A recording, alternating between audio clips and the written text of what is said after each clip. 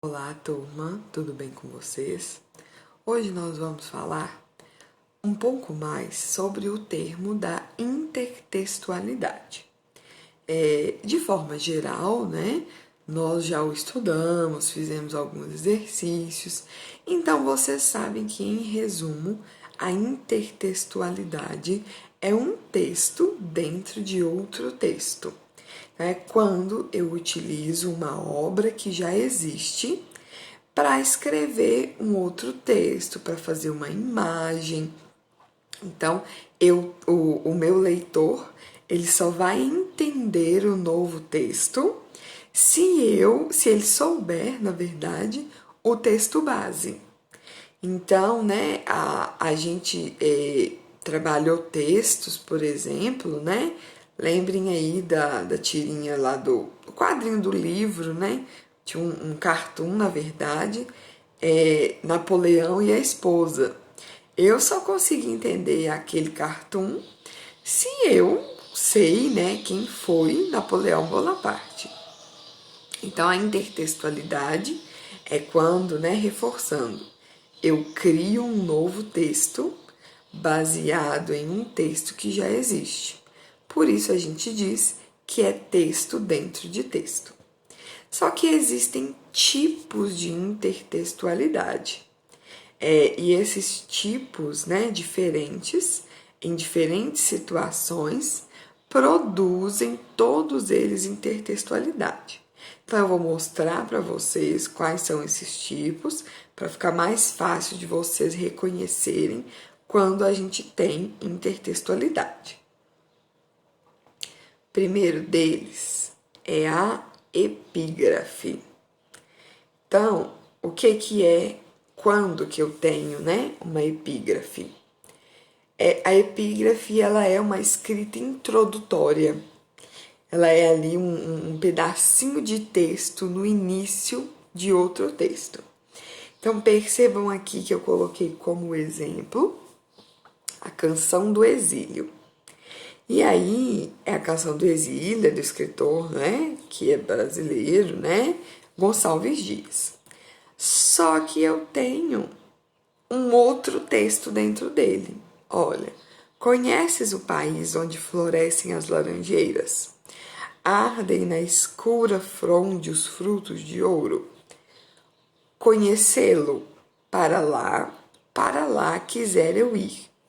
Então, né, um texto aí do poeta alemão Goethe e tradução do Manuel Bandeira.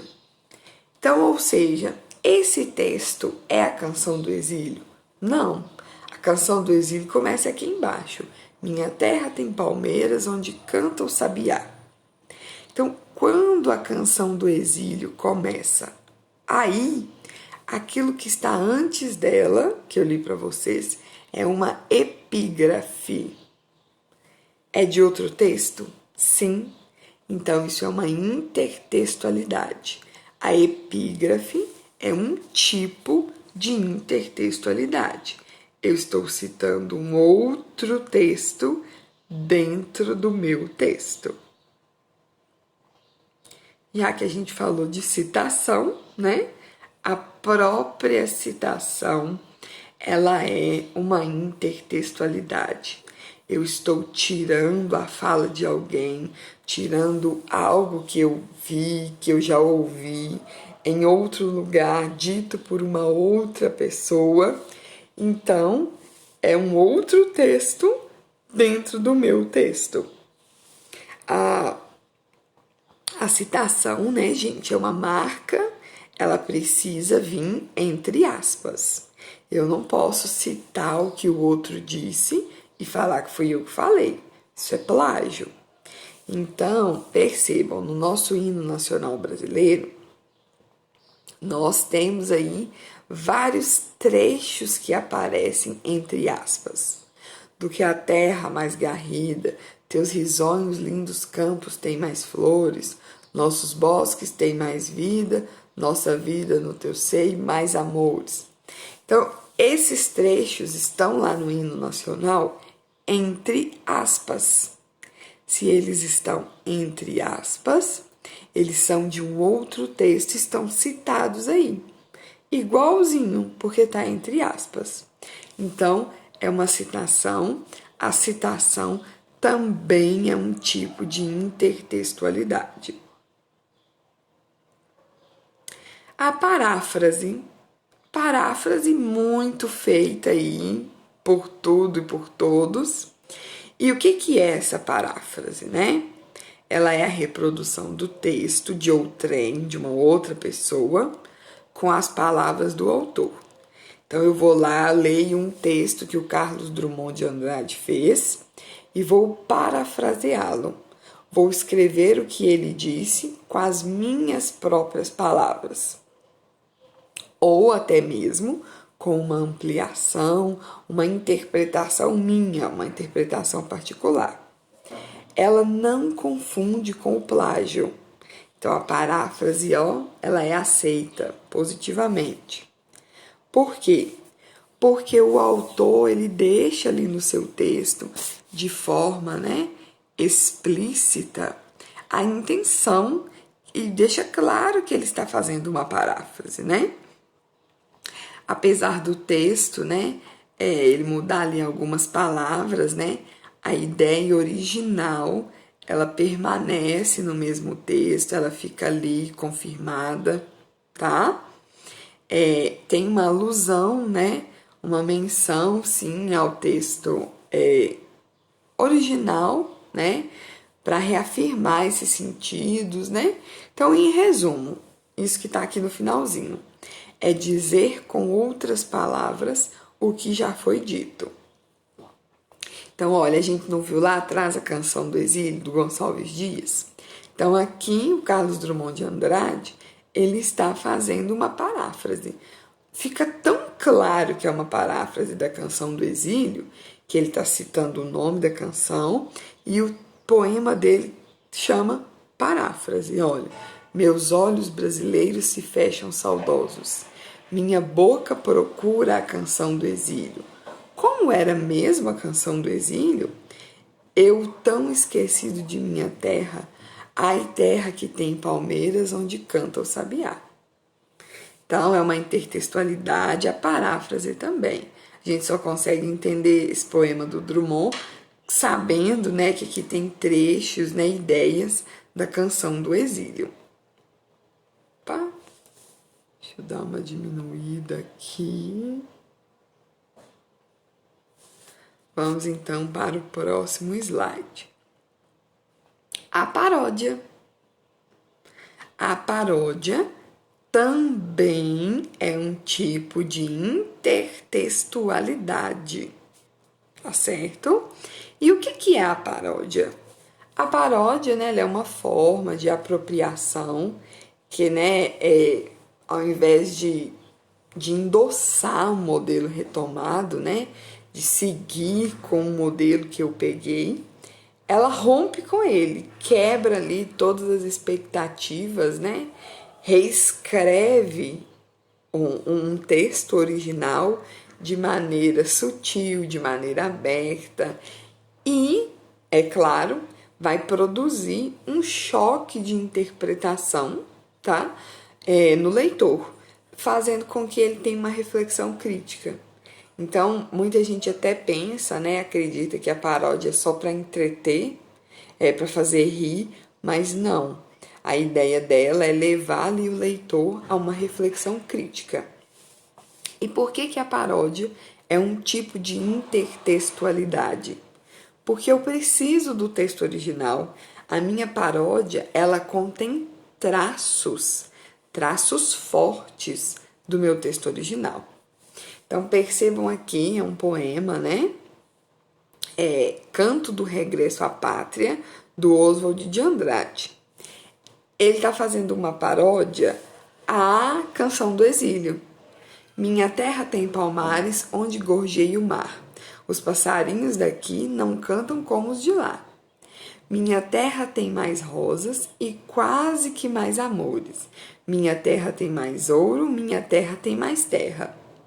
É uma paródia, ele está refletindo que o Brasil, ele não é uma terra como Gonçalves Dias descreveu. Tem outras coisas aí, até mesmo de forma negativa, que o Brasil possui, né? Então ele não é uma pátria totalmente romântica, idealizada, como Gonçalves Dias colocou. Por isso aqui nós temos uma paródia. E a paródia é um tipo de intertextualidade. Olha, muito comum, coloquei essas imagens aqui. Todo mundo conhece a Mona Lisa, né? Mona Lisa é essa segunda imagem. E aí, a Mona Lisa, né, é uma pintura famosa do Da Vinci, ela já foi parodiada inúmeras vezes. Percebam, ali na propaganda da Bombril, né? Eu tenho a Mona Lisa, né? Dando ali um exemplo de futura dona de casa, de excelente dona de casa, né? Para usar os produtos da Bombril. Eu tenho nessa Mona Lisa, né? Mais gordinha, né? É uma Mona Lisa de Botero. Botero Fernando Botero, né? Ele é um artista espanhol. E ele só faz esse tipo de pintura assim, parodiando, né? Mostrando essa realidade, que os personagens não são retratados dessa forma. E por último, a gente tem uma outra paródia da Mona Lisa, Mona Lisa de bigode, né? Mostrando aí esses traços masculinos que a Mona Lisa, mesmo sendo mulher, apresenta na pintura. Reflexão crítica. Eu só consigo fazer todo esse traçado refletindo. Então, as paródias, elas também acontecem na imagem, não só em música, né, como a gente pensa e sempre faz, mas elas também ocorrem aí, além do texto escrito, nas imagens. E aí, gente, a gente também tem a tradução. A tradução, não é? Ela é um tipo de intertextualidade. Por quê? Porque ela, além de estar, né, no campo literário, ela implica na recriação. Quando eu faço uma tradução, eu preciso entender a língua original em que o texto está e a língua para a qual eu vou traduzir. Não existem, por exemplo, vamos pensar, no inglês não tem a palavra saudade. A gente usa a expressão I miss you, mas não tem na língua a palavra saudade. Mas em português tem. Então, quando eu vou fazer a tradução de uma música, a tradução de um poema, eu tenho que entender que ali naquele contexto, o que o autor está querendo dizer com a início é que ele não está só sentindo uma faltinha ali básica da pessoa, ele está sentindo a saudade. Porque eu não vou colocar a tradução literal, eu sinto você.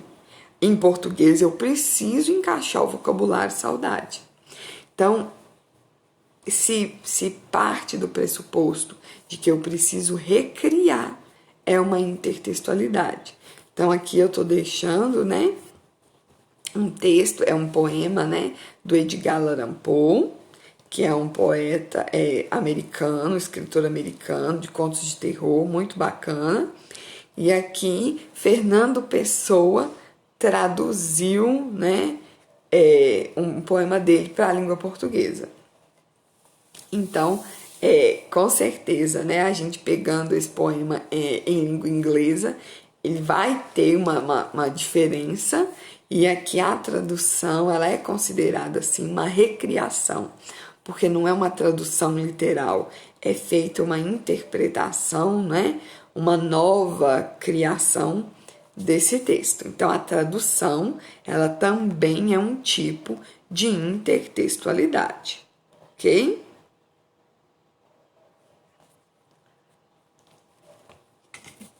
O texto continua aqui, tá? No final.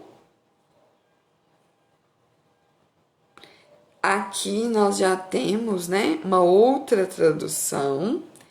Eu vou diminuir aqui bem, tá? Para vocês perceberem como que as traduções são diferentes. Ó, vamos pegar ali o finalzinho que eu tô conseguindo entender. Olha o que o Fernando Pessoa disse nos 2 últimos versos.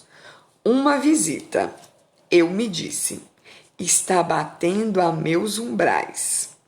É só isto e nada mais. Olha o que o Machado de Assis, que é uma outra tradução do mesmo poema, está dizendo. É alguém que me bate à porta de mansinho. Há de ser isso e nada mais. Então, percebam que até... por que é uma intertextualidade, é uma nova recriação? Porque pessoas diferentes, autores diferentes, terão visões diferentes nessa recriação desse novo texto. Por que isso aconteceu? O poema é o mesmo, mas o Machado de Assis ele traduziu do francês para o português e o Fernando Pessoa partiu direto do inglês. Então, de uma língua para outra, tem diferença de significado. Então, o inglês é o original. Do inglês para o francês já houve uma tradução do francês para o português, mais ainda. Ok? Só para vocês entenderem aí esse contexto, né, de tradução. Agora, estamos chegando aí ao final, para vocês verem aí alguns outros tipos de intertextualidade, que é quando a intertextualidade ela é implícita, tá? Então, olhem, o que é implícito? Aquilo que não aparece de cara. Explícito, eu tô vendo ali, na hora, tá? Então, olhem, percebam aqui, ó, vou ler para vocês entenderem a situação do exemplo. Por que é implícito? Quando um articulista de jornal, né, alguém que escreve um artigo de opinião, ele escreve sobre a importância dos direitos humanos na atualidade, por exemplo, suas ideias fazem parte de um discurso ideológico. Portanto, com certeza, né, seu texto mantém um diálogo implícito com a Declaração Universal dos Direitos Humanos da ONU e outros documentos. Então, quando a gente pega um texto que está falando sobre direitos humanos, todos os documentos que existem regulamentando o que são os direitos humanos estão ali? Não, mas implicitamente eles estão citados pela fala, né, que esse autor está escrevendo sobre direitos humanos. Essa é uma intertextualidade um pouco mais difícil de encontrar, mas ela existe. É a intertextualidade implícita. Agora, o outro lado da moeda, a explícita. A gente bate o olho e consegue perceber. Então, olha, percebam aí essa intertextualidade do desenho Simpsons nessa outra obra, bem modernista. Aqui o grito, né, bem conhecido, olha o Homer Simpsons. Essa propaganda aqui da Havaianas, né, utilizando o Abapuru da Tarsila do Amaral. Então, na imagem real, o Abapuru não usa chinelo, tá? Adoro as intertextualidades do Maurício de Souza. Percebam a Magali, né? Magali e o Franjinha, é o Franjinha mesmo, eu acho. Não é o Franjinha não, gente, é o namorado da Magali. Que eu não lembro o nome, que é dono lá da padaria. E aí a Magali tá ali de Rapunzel. O que a Rapunzel joga? As tranças, não é? Mas na verdade a Magali não tá jogou as tranças e tá subindo uma cesta de pão. Como que eu consigo entender isso, né? Que aqui a Magali tá subindo a cesta de pão? Por causa da história da Rapunzel, que joga as tranças e para o príncipe subir e salvá-la. Magali nem quer ser salva, só quer ganhar a sua comida de cada dia.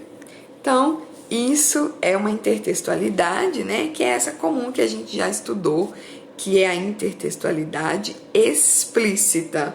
A gente bate o olho e já consegue perceber, ok? Hoje, né, nós teremos só essa aula, então assistam com calma, façam suas anotações no caderno, leiam esse material, né, releiam, assistam o vídeo aí com bastante calma. Qualquer dúvida, podem me enviar. Na sexta-feira, nós faremos atividades, né, relacionadas a esse material, ok? Esses tipos de intertextualidade, tá bom? No mais, um abraço para vocês.